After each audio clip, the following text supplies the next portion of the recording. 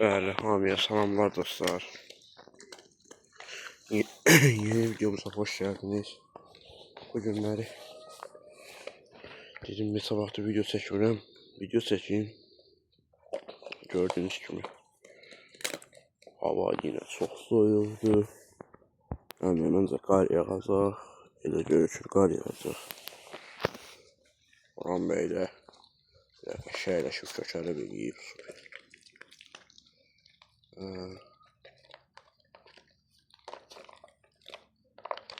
Biraz dedim sümüyü vereyim. Tezden de toyuq əti vermiştim belə.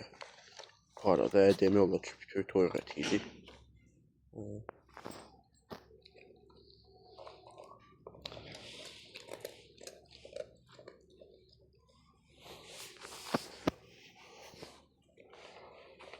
Dedim günlərdə biraz sümüyü verim.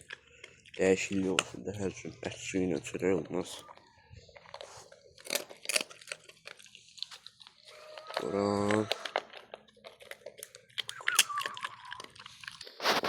Orhan Bey,